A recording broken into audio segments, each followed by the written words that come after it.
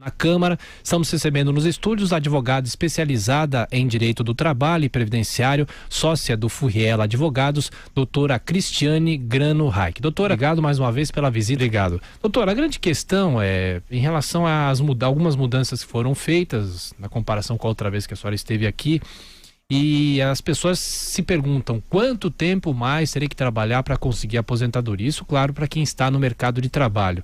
Em linhas gerais, o que se aprovou ontem, claro que ainda tem os destaques, alguma coisa ainda pode mudar, mas em linhas gerais, ficou a contento para a necessidade que o país tem em relação à reforma? Parece que sim. Ontem nós não tivemos grandes mudanças, né? A gente já tinha tido mudanças um pouco mais significativas nas duas comissões por onde a reforma passou, né? Ontem a gente praticamente não teve alteração nenhuma, devemos ter entre hoje e amanhã, né? Então, acho que o que da última vez para cá, o que temos, né? A carência, que é o tempo mínimo de contribuição para as mulheres, caiu 5 anos, né? Acho que foi a principal alteração da última vez para essa, no que diz respeito às pessoas do regime geral.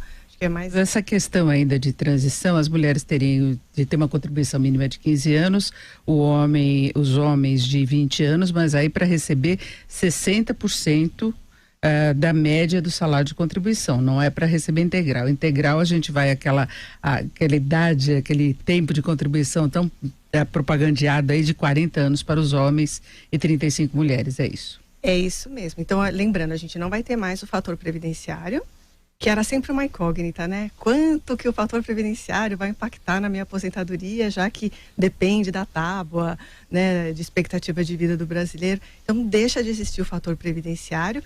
E outra coisa, a gente pegava, a base do cálculo era uma média aritmética simples dos 80% maiores meses. Aí, salário de contribuição é o nome técnico, né? Meses de contribuição. Agora é 100%, então é todo o período laboral, né? Todo o período contribuído, 100%. Aí a gente começa com um tempo mínimo de contribuição, né? Que a gente tecnicamente chama de carência. Começa com o percentual aí de 60% e vai aumentando 2% ao ano. Então a gente faz a conta aí, né? O homem aos 40 anos de contribuição vai receber 100% da média do que ele contribuiu na vida laboral.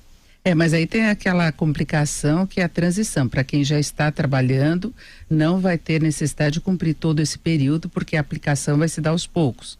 Então aí, cada caso é um caso, inclusive o INSS está disponibilizando os cálculos, mas em linhas gerais, quanto de acréscimo a pessoa tem que trabalhar?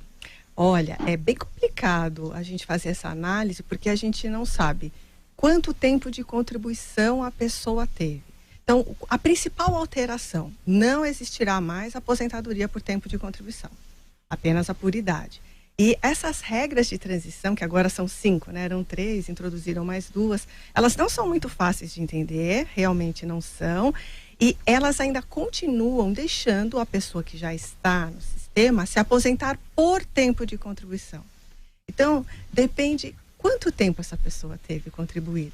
Ela ficou sem contribuir um período da vida dela? Então, é muito delicado falar, generalizar isso, né? Então, ela tem que parar, ver direitinho, fazer essas contas. E o que a gente fala? Não cometer os mesmos erros que as pessoas cometeram na reforma de 98. A gente já teve uma reforma em 98, todo mundo correu e se aposentou na época, às vezes por um valor que não compensava. Mas antes de a reforma estar valendo agora, a gente ainda tem 2 sistemas que podem ser aplicados, então claro que vai ter uma corrida antes da aprovação no Senado e de essa lei estar valendo de fato, porque por enquanto a gente ainda tem o fator previdenciário e aquela outra fórmula 8696. Isso está valendo, deve ficar valendo pelo menos até setembro, que é o que se imagina que vai haver a conclusão de todo o processo. Né? Exato. E depois existem 2 regras de transição que prevêem, né? Uma prevê o fator previdenciário e a outra ainda prevê essa fórmula. Pode ter uma combinação. Exatamente. Então, por um tempinho aqui, a gente ainda vai ver pessoas que estão atualmente no sistema mais próximos de se aposentar, a verdade é essa, podendo se aposentar por tempo. Mas analise direito, se você não vai efetivamente parar de trabalhar, pense muito bem se realmente é o caso de se aposentar agora, né? Faça as contas. Eu conheço várias pessoas que na época, em 98, correram, se aposentaram e o valor ficou tão baixo. E o próprio fator previdenciário foi um grande problema nesse sentido, que a pessoa fica com pressa de se aposentar, aí concorda em ter uma redução do valor e depois fica para sempre com o valor defasado, né? Esse foi um grande problema que a gente tem, muita gente hoje, a pessoa considerou aquilo como reforço de renda, continuou trabalhando e vai ter uma aposentadoria mais baixa pro resto da vida. Exato, Denise, exatamente isso. A gente pensa, não, eu vou continuar trabalhando e vou receber a aposentadoria. A gente esquece que isso vai acontecer o quê? Mais 5, 10 anos no máximo? Esquece de pensar lá na frente, né? Então, assim, calma, né? Faça direitinho as suas contas e pense no futuro a longo prazo, né? Porque, afinal de contas, essa reforma está vindo justamente por quê? Porque estamos vivendo muito mais. Que bom que é assim, né? Então, a gente tem que fazer essa projeção, que a gente vai viver até 90 e tantos, né? Tomara que até os 100 e poucos, não é mesmo? Então, a gente não vai conseguir, provavelmente, trabalhar por todo esse período. Então, não tome uma atitude precipitada, principalmente para quem vai continuar trabalhando, claro, né? A doutora Cristiane Grano Reich está aqui, advogada especializada em direito do trabalho, e, aliás, a entrevista começou há mais ou menos uns 4, 5 minutos e não param de chegar as perguntas dos ouvintes. O nosso Josias de Souza, de Brasília, participa da conversa aqui conosco. Oi, Josias. Doutora Cristiane, eu tinha uma curiosidade para ouvi-la sobre o seguinte: o governo, quando lançou essa reforma, disse que seria uma reforma anti-privilégios. O que a gente observa é que as corporações se organizam, vão lá no Congresso e obtêm as suas aposentadorias especiais. A senhora tem razão, ontem não foi feita nenhuma modificação, mas os destaques agora serão votados e a previsão é de que policiais, por exemplo, recebam vantagens e tal. A senhora que entende da matéria, houve uma diminuição da distância entre o regime geral e o regime dos servidores públicos, ou nós continuamos nessa matéria da desigualdade do mesmo tamanho? Josias, bem, quando eu vi essa proposta de emenda, sem dúvida o que mais me encantou nela foi essa possibilidade da gente efetivamente caminhar para um regime único. E é interessante que o regime da iniciativa privada se chama regime geral. E, na verdade, ele não é geral, né? Os próprios, né, ficavam fora. Então, isso, se você for analisar a Constituição, os princípios constitucionais que regem né, a Previdência e toda a Seguridade, não se coaduna. O certo, segundo os princípios constitucionais, é que as regras sejam as mesmas. É claro, tem que respeitar a particularidade, mas temos que tomar cuidado, porque senão a gente faz uma distinção que não é justa, né? Então, logo, efetivamente, conforme a PEC foi tramitando, sim, categorias mais fortes, né? Elas acabaram conseguindo aqui sair do rigor da regra inicial. Não vou aqui entrar no mérito se é justo, não é justo, porque acho que não vem ao caso, mas eu, como técnica, de fato eu lamento, eu gostaria que as regras fossem bem mais igualitárias, mas sim, eu acredito que sem dúvida, estamos sim caminhando para uma unificação de regimes, cada vez mais, né? E demos um passo importante agora. Doutora, tem muita pergunta em relação a professores, como é que ficam os professores? A senhora acha que é uma categoria que deveria ter uma atenção mais especial na reforma? É engraçado, né? Muitas vezes o que a gente vê é acontecendo uma retribuição na aposentadoria do que, na verdade, deveria ter acontecido na vida ativa das pessoas, né? Então, até os discursos que a gente ouviu, né, nesses dias todos aí nas comissões, o que é dito ali é engraçado isso, tentando corrigir injustiças que aconteceram aí na remuneração dos professores e coisas do tipo, o que eu não sei, não me parece que seria, eu realmente não creio que a aposentadoria serviria ou poderia servir para a correção desse tipo de injustiça. Augusto Nunes aqui nos estúdios também para entrevistar a doutora Cristiane. Eu pergunto o seguinte, como mulher até, você acha que deveria haver essa diferença entre diferença de idade para aposentadoria entre homens e mulheres? Nossa, agora eu vou ser expulsa do gênero. Pois é. Não sabe por quê? A gente pensa como você, pelo começo da resposta. Porque eu penso de maneira assim, lógica, estatística, eu sei lá qual seria a palavra correta. Nós vivemos mais que os homens e, por incrível que eu não acho que a gente deveria ter regra distinta, né? Não fiquem bravas comigo, mulheres, né? Mas essa é a minha opinião. Ótimo. É aquela coisa, é ótimo ter uma regra distinta, mas tecnicamente não vale aí. É bem isso.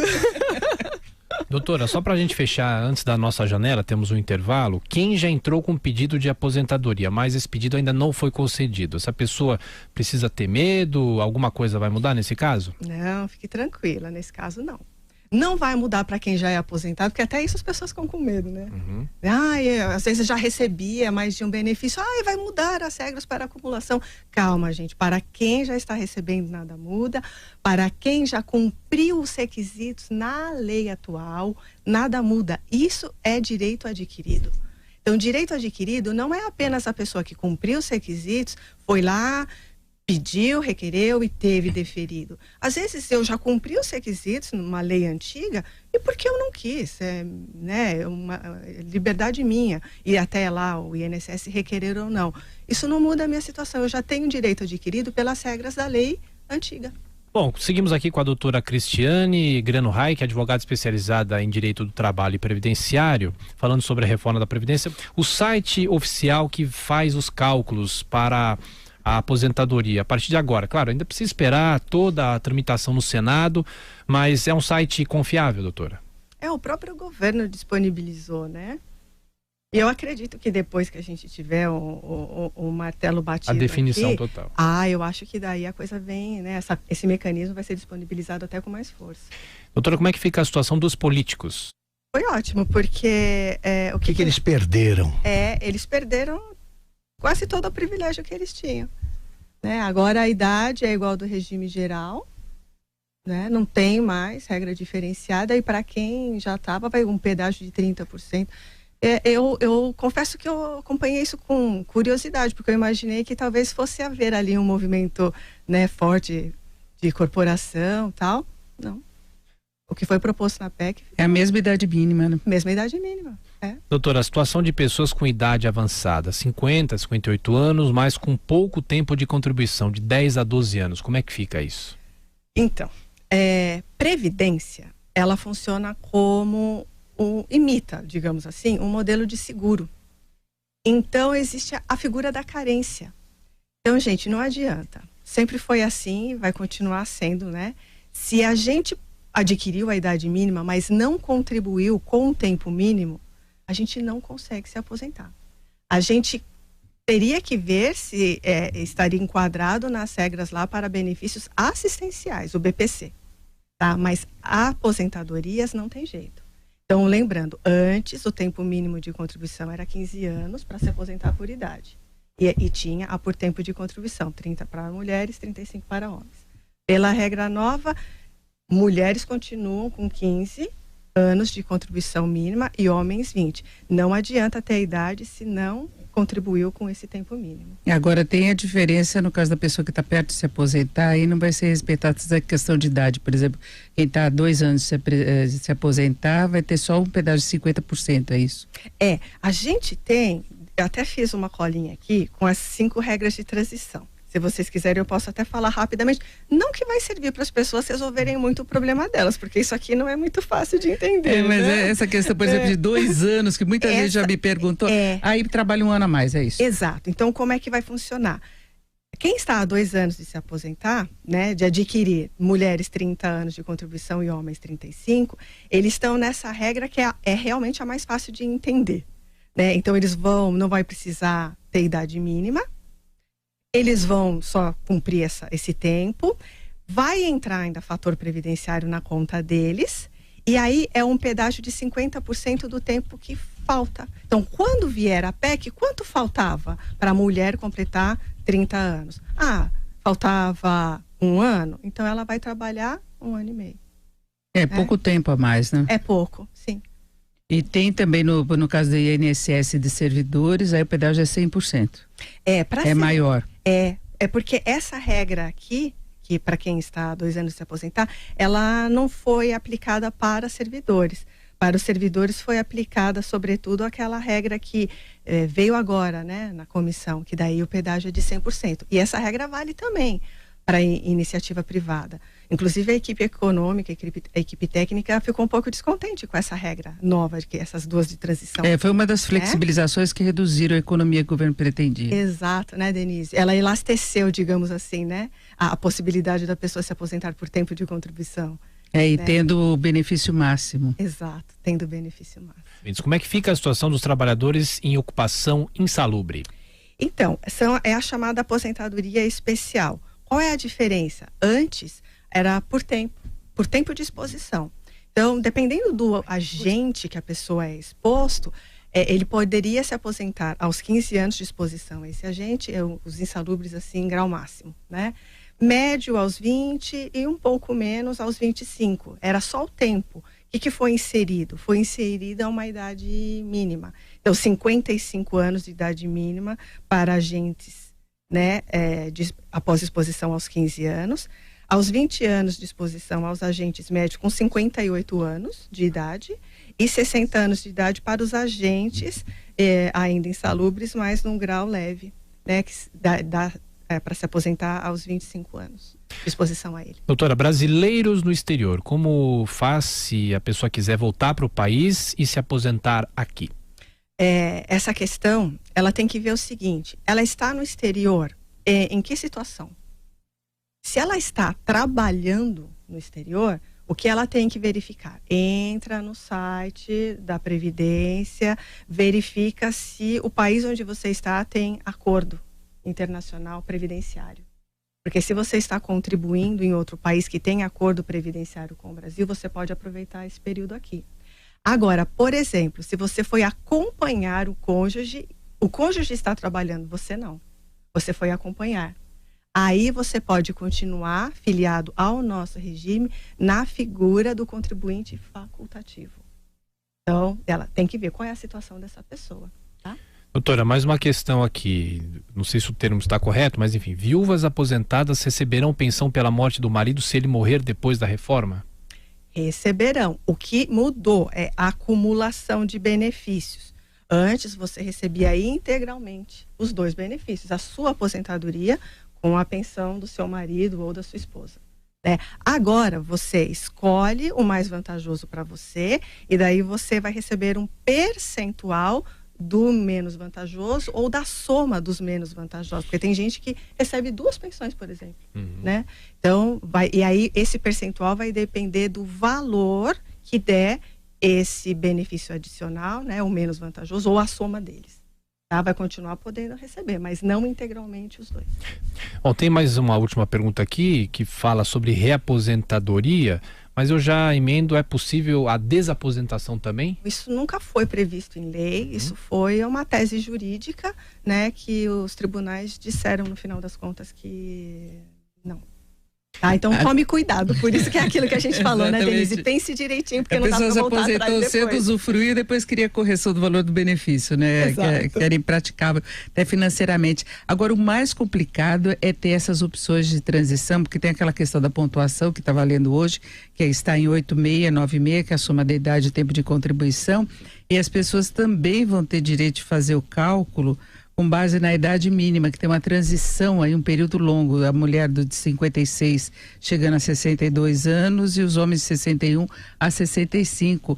Aí só com simulação mesmo, caso a caso, para ver qual que é mais vantajoso, é que nem entrega de imposto de renda, é isso? É bem isso. E o que você tem que fazer antes? Porque as pessoas generalizam, eu trabalho desde os 18 anos. Então, mas não é assim que faz a conta. Aqui a gente fala em anos, mas a bem da verdade, não é em anos que se faz a conta, é em meses. Então, o que a gente tem que fazer?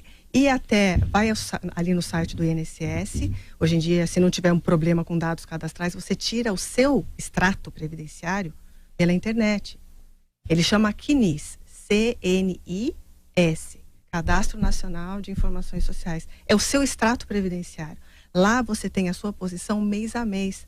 Porque não dá para falar assim, eu trabalho desde os 18 anos. Você nunca ficou desempregado? Nunca deixou de contribuir? Se deixou, isso impacta aqui. Então, não dá para generalizar. Tire o seu CNIS, lá vai ter todos os meses que você contribuiu e os valores.